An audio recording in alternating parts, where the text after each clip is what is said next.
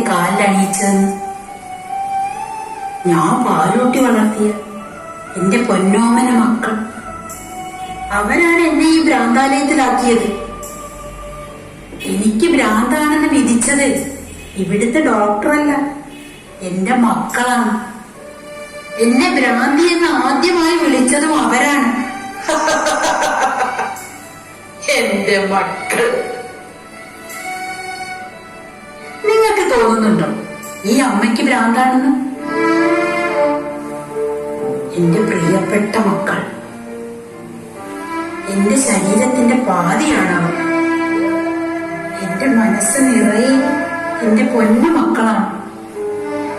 ഈ കൈകളിൽ കിടന്നാണ് അവർ വളർന്നത്. ഈ മടിയിൽ ഇരുത്തിയാണ് ഞാൻ പാലൂട്ടിയത്. ഈ തോളിൽ കിടത്തിയാണ് ഞാൻ അവരെ താരാട്ടുപാടി ഉറക്കിയത്. അകാലത്തിൽ വിധവയായ ഈ അമ്മയ്ക്ക് എല്ലാം എന്റെ പൊന്നു മക്കളായിരുന്നു.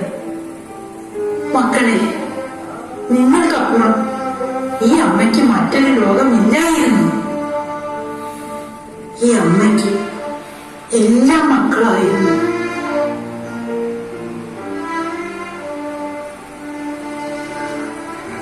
മക്കളെ, എന്തിനാണ് നിങ്ങൾ എന്നെ ചങ്ങലക്കിട്ടത്?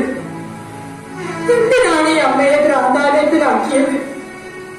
ഈ അമ്മയ്ക്ക് ഭ്രാന്തില്ല മക്കളെ, ഭ്രാന്തില്ല. മക്കളെ, നിങ്ങൾ വന്നെന്നെ കൊണ്ടുപോകൂ. നമ്മുടെ വീട്ടിലേക്ക് എന്നെ കൊണ്ടുപോകൂ. എനിക്ക് എന്റെ പേരക്കുട്ടികളെ കാണണം, എന്റെ മക്കളോടൊത്ത് കഴിയണം, എന്റെ നാട്ടുകാരെ കാണണം. ഈ അമ്മയ്ക്ക് ഭ്രാന്തില്ല മക്കളെ. ഈ ചന്ദ്രനെ കഴിക്കൂ, എന്നെ കൊണ്ടുപോകൂ.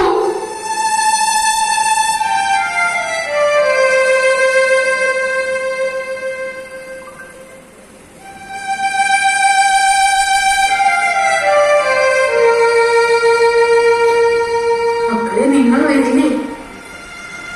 നിങ്ങൾ വന്നില്ലെങ്കിൽ ഈ അമ്മ ഇവിടെ കിടന്ന് ഭ്രാന്ത് പിടിച്ച് മരിക്കും. എന്റെ പൊന്നു മക്കൾ, ഈ ചന്ദ്രനെ കഴിക്കൂ. നിങ്ങൾ എന്നെ കൊണ്ടുപോകൂ, എന്നെ കൊണ്ടുപോകൂ.